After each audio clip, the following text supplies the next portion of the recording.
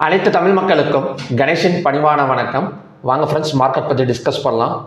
நிஃப்டியெல்லாம் பார்த்தீங்கன்னா ஒரு வாரத்துக்கு முன்னாடி நம்ம ஒரு வாரம் 2 வாரத்துக்கு முன்னாடியெல்லாம் பார்த்தீங்கன்னா 25,355 ட்ரேட் ஆகிட்டு இருந்தது. அப்போல்லாம் நம்ம என்ன கெஸ் பண்ணியிருந்தோம் அப்படின்னா, பை போவோம், அங்கே போய் இறங்குமா, இங்கே போய் இறங்குமா, இல்லை 26,000 பிரேக் அவுட் பண்ணுமா, அப்படி இப்படின்னு சொல்லி டிஸ்கஸ் பண்ணிட்டு இருந்தோம். இன்றைக்கெல்லாம் பார்த்தீங்கன்னா ஒரு 14 மாதத்துக்கு அப்புறம் கிட்டத்தட்ட 26,200 பிரேக் அவுட் பண்ணியிருக்கு.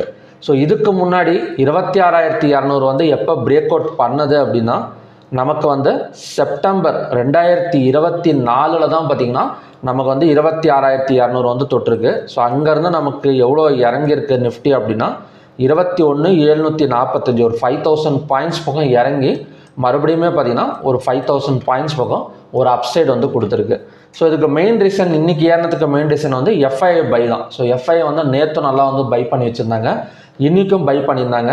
ஸோ நமக்கு ஒரு லாஸ்ட் ரெசிஸ்டன்ஸ் ஜோன் 26,100 சொல்லி நம்ம டிஸ்கஸ் பண்ணியிருந்தோம் நேற்று. ஸோ நேற்று வீடியோவிலே எந்த மாதிரி டிஸ்கஸ் பண்ணியிருந்தோம் அப்படின்னா, இந்த 26,100க்கு மேலே மார்க்கெட் ஓப்பன் ஆனால் மேபி நமக்கு இதுக்கு முன்னாடி இந்த ஆல் டைமை ரீச் ஆகிறதுக்கான சான்சஸ் இருக்குது அப்படிங்கிற மாதிரி தான் டிஸ்கஸ் பண்ணியிருந்தோம். இன்றைக்கி ஓப்பன் 26,132. ஸோ பிரேக் அவுட் எடுத்து நம்ம கன்ஃபர்மேஷன் கொடுத்து ஹை 26,246, அதாவது ஒரு 100 பாயிண்ட் தான் மேலே வந்திருக்கு. அந்த 100 பாயிண்ட் மேலே வந்தால் கூட ஒரு ஸ்ட்ராங் ஒரு பாசிட்டிவ் ஜோன் அப்படின்னு சொல்லலாம். ஏன்னா 14 மாதத்துக்கு அப்புறம் நமக்கு 26,200 டச் பண்ணியிருக்கு. ஸோ இது ஆல் டைம் ஹை தொட்டிருக்க வேண்டியது என்னன்னு தெரியல. எப்போவுமே பார்த்தீங்கன்னா இந்த ஆல் டைம் ஹை பக்கத்தில் வரப்போ மட்டும் சஸ்பென்ஸில் முடிச்சிருவாங்க மார்க்கெட்டை. ஸோ இன்றைக்கி ஃபின் நிஃப்டி எல்லாம் பார்த்தீங்கன்னா நான் ஆல் டைம் ஹையாக பிரேக் அவுட் பண்ணிடுச்சு. அதாவது இதுக்கு முன்னாடி இந்த ஆல் டைம் 26,865. ஸோ அது பிரேக் அவுட் பண்ணிடுச்சு. பேங்க் நிஃப்டியெல்லாம் சொல்லவே தேவையில்ல, அது தொடர்ந்து ரீச் ஆயிடுச்சு. 59,440 எல்லாம் வந்திருக்கு. ஸோ 59,500 கூட 500 to 600 கூட ஈஸியாக ரீச் அவுட் ஆகிடும். இந்த நிஃப்டி ஆல் டைம் இந்த பிரேக் அவுட்டா இல்லை ரெசிஸ்டன்ஸா தெரியாத அளவுக்கு பார்த்தீங்கன்னா நமக்கு ஒரு என்ன சொல்கிறோன்னா ஒரு சஸ்பென்ஸில் தான் லாஸ்ட்டில் கொண்டு கம்ப்ளீட் பண்ணியிருக்கிறாங்க. ஓகே, ஸோ இது கண்டினியூ ஆகுமா? இப்போ சென்செக்ஸ் எல்லாம் பார்த்தீங்கன்னா நமக்கு அதுவுமே பார்த்தீங்கன்னா ஆல் டைம் ஹை பக்கத்தில் தான் இருக்குது. ஸோ இது ரெசிஸ்டன்ஸ் எடுக்குமா இல்லை பிரேக் அவுட் ஆகுமான்னு பார்க்கறதுக்கு முன்னாடி ஸோ நம்ம மற்ற டேட்டாஸ் பார்த்துட்டு வந்துடலாம். இந்த பைக் மெயின் ரீசன் என்ன அப்படின்னா, இந்த பேங்கிங் அண்ட் ஃபினான்ஸ் ஸ்டாக்ஸுக்கு மெயின் ரீசன் என்ன சொல்கிறதுனா, டிசம்பர் மந்த்துக்கு rate cut, federal rate cut தான் ஒரு மெயின் ரீசன் சொல்லலாம். ஸோ அது மட்டும் இல்லாமல் ஹை வெயிட்டேஜ் ஸ்டாக்ஸ் நல்லாவே பர்ஃபார்மன்ஸ் பண்ணியிருக்கு. அதாவது ரிலையன்ஸ் அண்டு ஹெச்டிஎஃப்சி பேங்க்கோட சார்ட்டை நீங்கள் எடுத்து பார்த்தீங்கன்னா தெரியும். என்ன சொல்கிறதுனா, ரிலையன்ஸ்லாம் பார்த்தீங்கன்னா ஒரு பேரலல் சேனல் பிரேக் அவுட்னு சொல்லலாம். அதாவது ஒரு வாரத்தில் நீங்கள் ஹை லோவையும் மார்க் பண்ணி பார்த்தீங்கன்னா தெரியும். ஒரு parallel channel break out Reliance எடுத்திருக்கும். அது ஸ்ட்ராங் பிரேக் அவுட்னு சொல்லுவாங்க. ஸோ அதே மாதிரி ஹெச்டிஎஃப்சி பேங்க் இன்றைக்கி பார்த்தீங்க அப்படின்னா டபிள்யூ பிரேக் அவுட் எடுத்திருக்கும். ஸோ சார்ட் வீடியோஸில் காட்டக்கூடாது அப்படிங்கிற மாதிரி சொல்லியிருக்காங்க. ஸோ அதனால தான் சார்ட் காட்டாமல் நான் இதுலேயே நான் அவங்களுக்கு எக்ஸ்பிளைன் பண்ணிகிட்ருக்கேன். ஸோ ஹெச்டிஎஃப்சி பேங்க் எடுத்துக்கிட்டோம் அப்படின்னா ஒரு பிரேக் அவுட் நடந்து கிட்டத்தட்ட அதுவுமே நியர்பை ஆல் டைம் ஹையில் தான் இருக்குது. ஸோ இந்த மாதிரி ஹை வெயிட்டேஜ் ஸ்டாக்ஸ்லாம் நல்ல பிரேக் அவுட் எடுத்தனால நல்லாவே க்ரோத் கொடுத்துருக்கு. இதில் மெயினாக நல்ல பெர்ஃபார்மன்ஸ் பண்ணியிருக்கிறது எது அப்படின்னா HR motor. So HR motor 3.36% வரைக்கும் கொடுத்துருக்கு.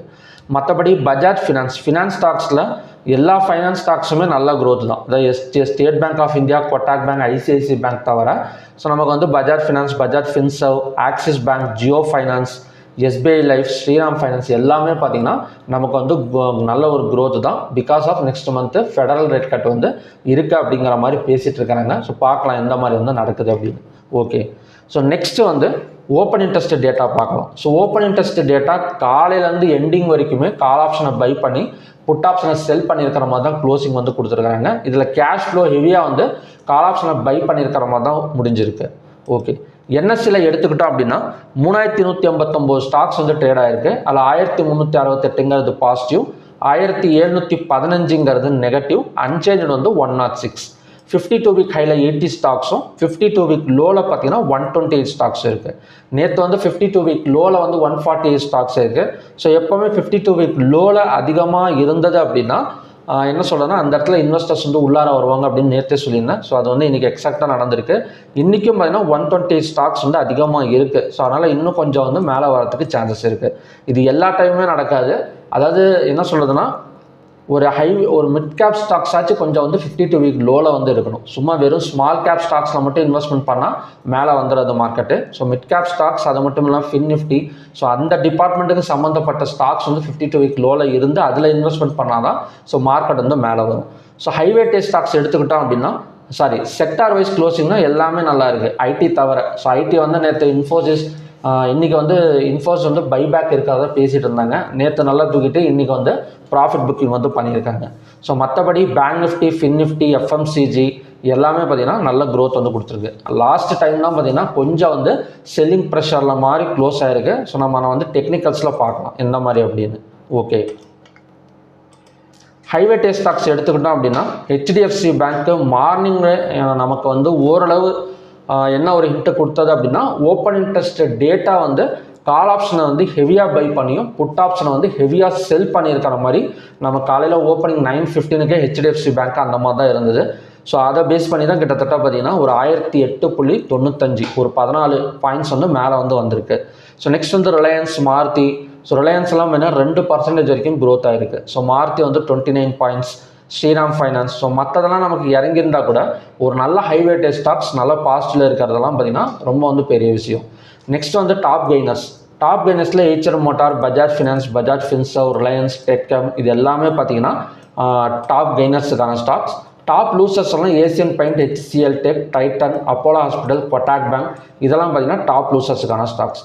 நம்ம ஸ்டாக்ஸுக்கும் ஓப்பன் இன்ட்ரெஸ்ட் டேட்டா வந்து பயன்படுத்தலாமா அப்படின்னு கேட்டிங்கன்னா தாராளமாக பயன்படுத்தலாம். இப்போ ஸ்டாக் எஃப்என்டோனா என்ன சொல்கிறதுனா இப்போ எஃப்என்டோவில் 180+ ஸ்டாக்ஸ் இருக்குது அப்படின்னா அந்த 180+ ஸ்டாக்ஸுக்குமே வந்து ஒவ்வொரு ஸ்டாக்குக்கும் தனித்தனியாக ஆப்ஷன் செயின் இருக்குது, ஓப்பன் இன்ட்ரெஸ்ட் டேட்டா இருக்குது.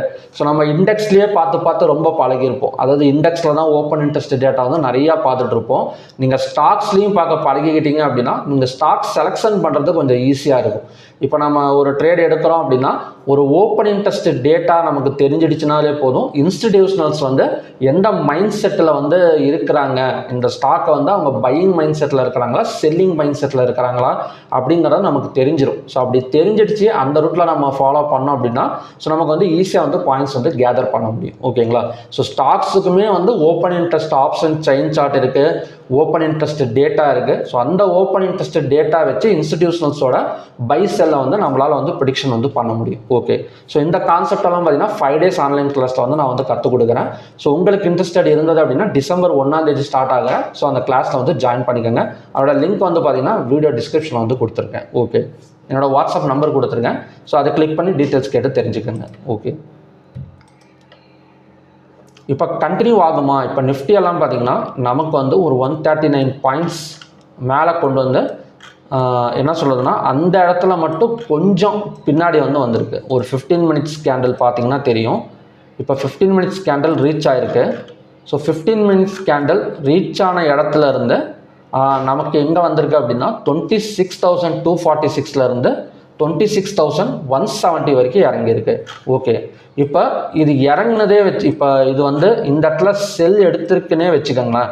ஸோ நமக்கு செல் எடுக்குது அப்படின்னா இந்த இடம் தான் பார்த்தீங்கன்னா நெக்ஸ்ட்டு சப்போர்ட்டாக வந்து ஒர்க் அவுட் ஆகும். இப்போ ஃபார் எக்ஸாம்பிள் நாளைக்கு கொஞ்சம் கீழே இறங்கி ஓப்பன் ஆனால் கூட இந்த 26,099 ஸோ இதுக்கு முன்னாடி எந்த இடத்த வந்து பிரேக் அவுட் பண்ணதோ அந்த இடம் வந்து அகைன் வந்து சப்போர்ட்டாக ஒர்க் அவுட் ஆகக்கூடிய சான்சஸ் இருக்குது. எப்போவுமே அதுதான், ஒரு இடம் பிரேக் அவுட் ஆகிடுச்சு ஒரு லைன் அப்படின்னா ஸோ பிரேக் அவுட் ஆகிட்டு நல்லா ரீச் ஆகிடுச்சு அப்படின்னா அந்த பிரேக் அவுட் லைன் வந்து சப்போர்ட்டாக வந்து சேஞ்ச் ஆகிடும். ஸோ இதுதான் பார்த்தீங்கன்னா டெக்னிக்கல்ஸில் மெயினாக நம்ம பார்க்க வேண்டியது.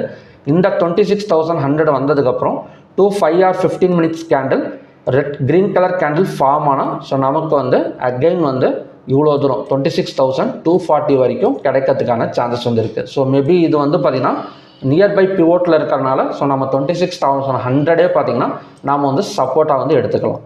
ஓகே, இந்த ஹையை பிரேக் அவுட் பண்ணால் இந்த இடம் வந்து ரெசிஸ்டன்ஸாக வந்து ஒர்க் அவுட் ஆகுமா அப்படின்னு கேட்கலாம். அதாவது 1 day வச்சு பார்க்கலாம்.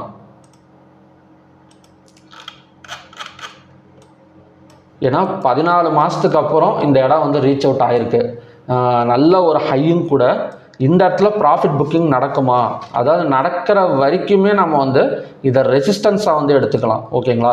ஸோ நடந்ததுக்கு அப்புறம் தான் நமக்கு பிரேக் அவுட்டாக என்னன்னு தெரியும். ஸோ அது வரைக்கும் நம்ம வந்து ரெசிஸ்டன்ஸாக எடுத்துக்கலாம். ஏன்னா இந்த இடம் ஆல்ரெடி நமக்கு வந்து ஒரு 5000 பாயிண்ட்ஸ் கொடுத்துருக்கு. கீழே 26,274 26,275 கிட்டத்தட்ட பார்த்திங்கன்னா நமக்கு வந்து ஒரு 21,800 ஒரு 4,000 above 4,000 பாயிண்ட்ஸ் பக்கம் செல்லிங் நடந்திருக்கு. இந்த இடம் வந்து கொஞ்சமாச்சு நமக்கு கொடுக்கலாம். ஏன்னா ஆல்ரெடி பார்த்திங்கன்னா ஒரு 4000 பாயிண்ட் இறங்கின இடம் ஃபுல்லாக வந்து செல்லர்ஸ் வந்து ஆக்குப்பை பண்ணியிருந்த ஒரு இடம். இந்த இடத்துல மறுபடியும் மார்க்கெட் வருது அப்படின்னா கண்டிப்பாக அந்த இடத்துல நமக்கு ஒரு 300 பாயிண்டாச்சும் கொடுத்துட்டு போகும், கொடுக்காமலாம் போகாது. ஸோ பார்க்கலாம். அந்த இடம் வந்து நான் ரெசிஸ்டன்ஸாக வந்து மார்க் பண்ணுறேன் இன்றைக்கி, அதாவது 26,276. சப்போஸ் ஹையாக ஒரு கேப் அப்பில் ஓப்பன் ஆனாலோ இல்லைனா ஃப்ளாட் மார்க்கெட்டில் ஓப்பன் ஆகி ஹையாக பிரேக் அவுட் பண்ணாலோ நம்ம பை சைட் டார்கெட் 26,276. ஸோ இந்த இடம் வந்ததுக்கப்புறம் 5 hour 15 minutes candle red colour candle form ஆனதுக்கப்புறம் கொஞ்சம் வந்து கீழே இறங்கிறதுக்கு சான்சஸ் வந்து இருக்குது. அது வந்து மேபி ஒரு 250 to 300 பாயிண்ட்ஸ் பக்கம் எக்ஸ்பெக்ட் பண்ணலாம். ஒரு கேப் அப்பே விழுந்தால் கூட அந்த இடத்துல வந்து ப்ராஃபிட் புக்கிங் நடக்கிறதுக்கு சான்சஸ் நிறையா இருக்குது நாளைக்கு. ஏன்னா நான் ஆல்ரெடி சொன்ன மாதிரி தான் நிறைய செல்லர்ஸ் ஆக்குப்பை பண்ணியிருந்த ஒரு இடம் தான் அது. சப்போஸ் ஒரு கேப் அப்பே விழுந்தாலும் இந்த 26,276 பிரேக் அவுட்டே ஆனாலும் அந்த இடத்துல ப்ராஃபிட் புக்கிங் நடந்து மறுபடியும் பார்த்திங்கன்னா ஒரு 250 to 300 பாயிண்ட்ஸ் பக்கம் இறங்கிறதுக்கு சான்சஸ் இருக்குது. அப்போ பை எப்போ தான் கன்ஃபர்மேஷன் கொடுக்கறது அப்படின்னா 1 day கேண்டில் வந்து மேலே க்ளோஸ் ஆகணும். அதாவது நாளைக்கு ஒரு நாள் 26,276க்கு மேலே ஏதாவது ஒரு 1 day கேண்டில் க்ளோஸ் ஆனால் மட்டும்தான் இந்த பேட்டர்ன், அதாவது இந்த ஓவராலாக எடுத்துக்கிட்டோம் அப்படின்னா இந்த பேட்டர்னோட பிரேக் அவுட் வந்து நாளைக்கு வந்து நடக்கும். ஓகேங்களா? அது வரைக்கும் இது வந்து ரெசிஸ்டன்ஸாக தான் ஒர்க் அவுட் ஆகும்.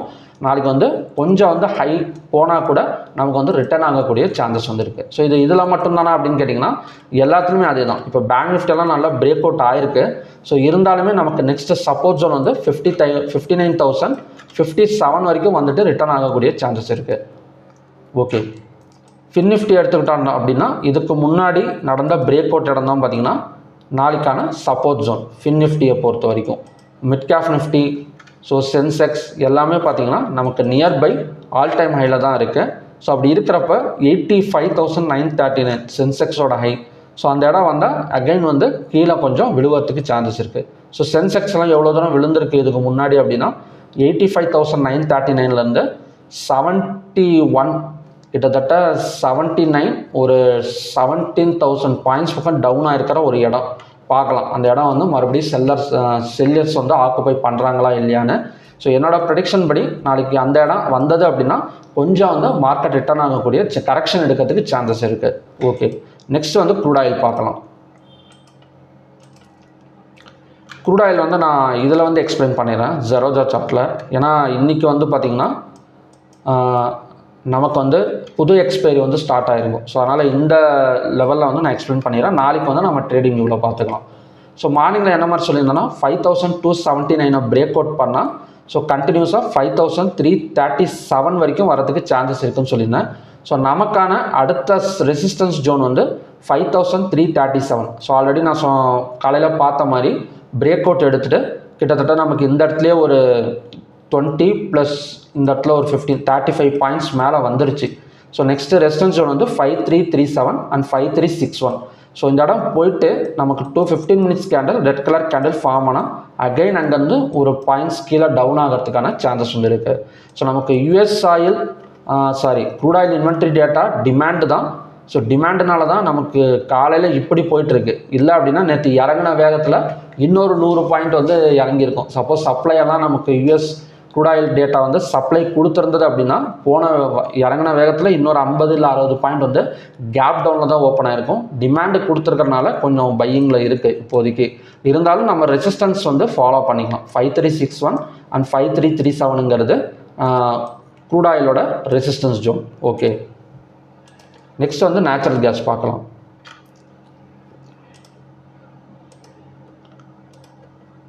நேச்சுரல் கேஸ் மார்னிங்லேயே சொல்லது தான் 405.6ங்கிறது டபுள் டாப் ரெசிஸ்டன்ஸ் அப்படின்னு சொல்லியிருந்தேன் மார்னிங் வீடியோவில். ஸோ 405.6ங்கிறது டபுள் டாப் ரெசிஸ்டன்ஸ். ஸோ அந்த இடம் வந்துட்டு கிட்டத்தட்ட 5 பாயிண்ட்ஸ் ரீச் ஆயிருக்கு. ஸோ நமக்கு செல் செட் பிரேக் அவுட் பாயிண்ட்டுங்கிறது இந்த 400.2 தான். ஸோ இதுக்கு கீழே கேண்டில்ஸ் க்ளோஸ் வச்சது அப்படின்னா அகைன் வந்து 389 இல்லைனா அதையும் தாண்டி 375 எல்லாம் இறங்கிறதுக்கான சான்சஸ் வந்து நேச்சுரல் கேஸில் வந்துருக்கு. ஸோ மேபி நமக்கு crude oil and natural gas ஒரு ஈவினிங் டைமில் கொஞ்சம் செல்லிங் ப்ரெஷர் வந்து நடக்கிறதுக்கு வாய்ப்புகள் இருக்குது. Okay, so okay friends, Nifty வந்து இந்த இடம் வந்து அதாவது 26,276.30 இதுக்கு முன்னாடி ஆல் டைம் ஹை 277.35. ஓகே, இது வந்து ரெசிஸ்டன்ஸாக ஒர்க் அவுட் ஆகுமா இல்லைனா பிரேக் அவுட் நடக்குமா அப்படிங்கிறத மறக்காமல் கமெண்ட் செக்ஷனில் வந்து டைப் பண்ணுங்கள். ஸோ கமெண்ட் செக்ஷனில் டைப் பண்ணுறப்ப ஜஸ்ட் வந்து பிரேக் அவுட் ஆகிடும் இல்லை ரெசிஸ்டன்ஸாக ஒர்க் அவுட் ஆகும் அப்படிங்கிற மாதிரி டைப் பண்ணாமல் எதனால் அப்படிங்கிற ஒரு ரீசனும் போட்டிங்க அப்படின்னா ஸோ எல்லாத்துக்குமே ரொம்ப யூஸ்ஃபுல்லாக இருக்கும். ஸோ உங்களுக்கு எந்த மாதிரி வந்து ப்ரெடிக்ஷன் தோணுது, இந்த இடம் வந்து பிரேக் அவுட் ஆகுமா இல்லைனா ஒரு ரெசிஸ்டன்ஸ் எடுக்குமா அப்படிங்கிறத மறக்காமல் கமெண்ட் பாக்ஸில் வந்து டைப் பண்ணிட்டு போங்க. ஸோ ஓகே ஃப்ரெண்ட்ஸ், மறுபடியும் பார்த்தீங்கன்னா நல்ல ப்ரெடிக்ஷன் வீடியோட நான் வந்து உங்களை மீட் பண்ணுறேன். நன்றி, வணக்கம்.